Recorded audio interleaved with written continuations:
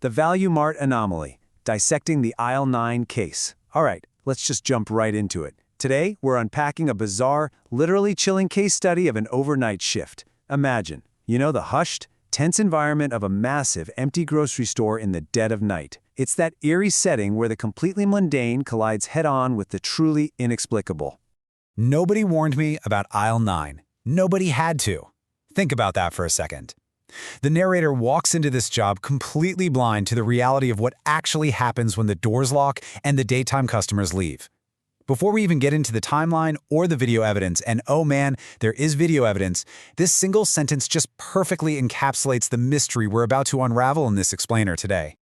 Now, there are totally practical, everyday reasons to take a job like this.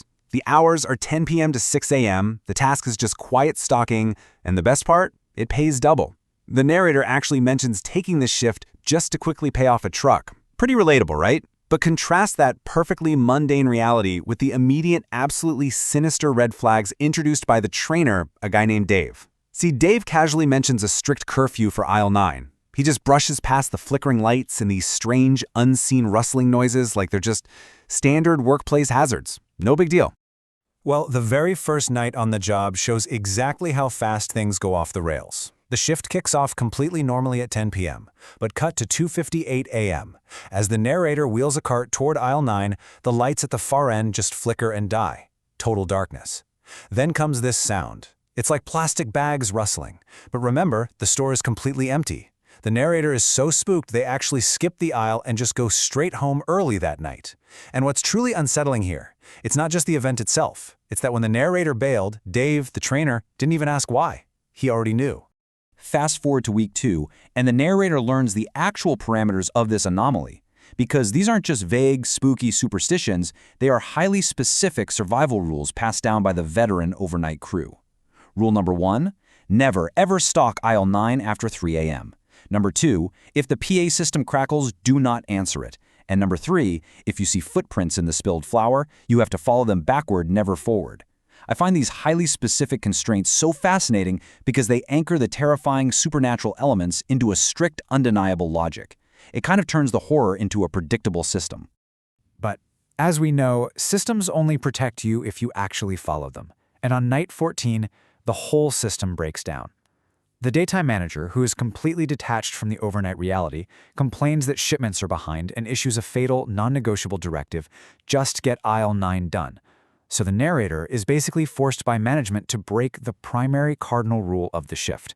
And violating that 3 a.m. curfew, well, that sets off an immediate chain reaction of terrifying sensory anomalies.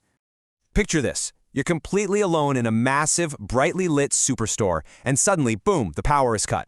It is exactly 3:17 a.m. The entire store plunges into a total blackout. Then, these dim, eerie red emergency lights kick on. The dead silence is broken when the PA system crackles to life, but it's not a voice.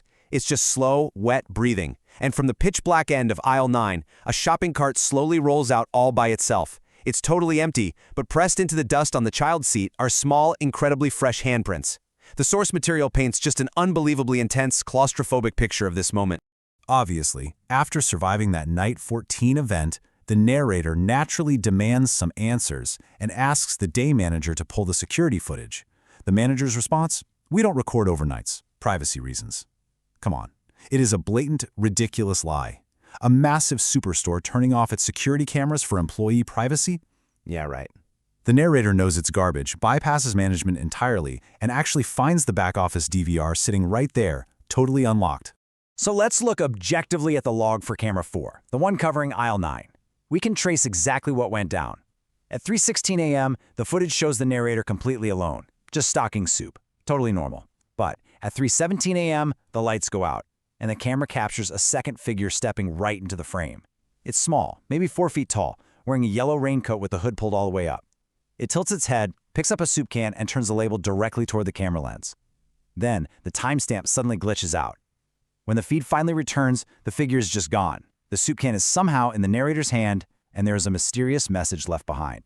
Now, the crucial point here is exactly what was on that soup can label, because it wasn't a brand logo. The physical label had fundamentally altered itself to display a missing person poster. And the photo on that poster? It was the narrator at exactly 8 years old. The truly horrific personal connection here is that the narrator actually did go missing for 6 terrifying hours when they were an 8-year-old child inside a Valuemart. This completely flips the script. The anomaly in aisle 9 isn't just some random run-of-the-mill haunting. It is actively mining the specific traumatic history of the exact person standing in that aisle.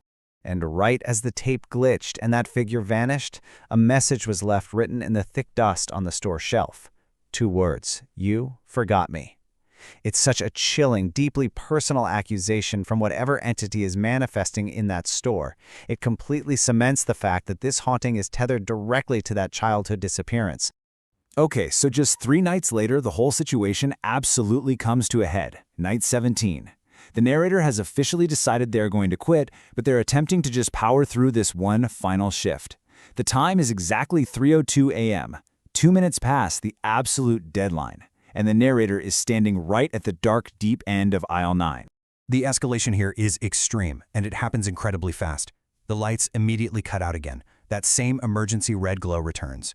The PA system crackles, and we hear that same wet, heavy breathing. But this time, it's different. Layered underneath the breathing, the narrator actually hears their own voice, recorded at 8 years old, echoing through the empty store aisles.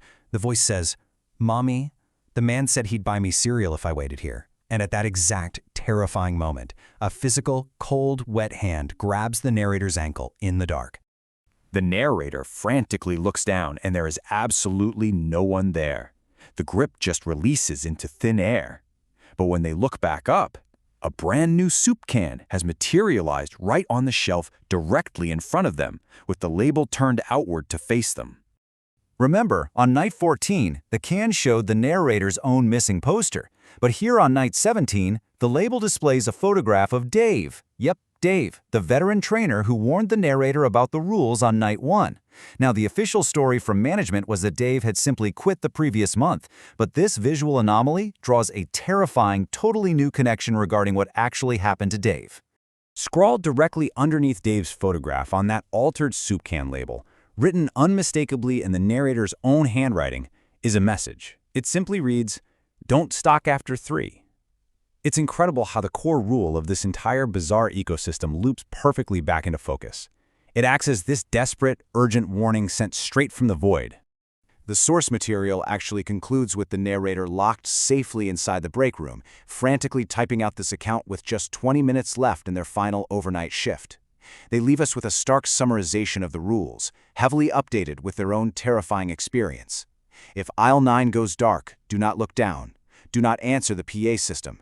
And if a kid in a yellow raincoat asks you to wait with them, you say no." So, why all these rules? Well, because of this one chilling realization.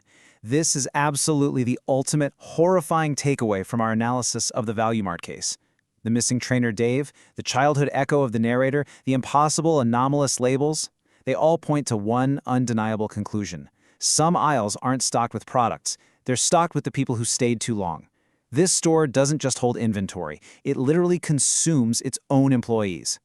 This entire case is an incredibly well-crafted piece of narrative horror because it takes that universal, totally mundane dread of a late-night, low-wage job and injects it with this predatory, localized physics. So I'll leave you with this thought to chew on. If you were working alone in the dark, miles from absolutely anyone, and an empty cart slowly rolled out of the shadows of aisle 9, what would you do? Thanks so much for exploring this explainer with me, and definitely keep your eyes wide open the next time you find yourself in a brightly lit store after midnight.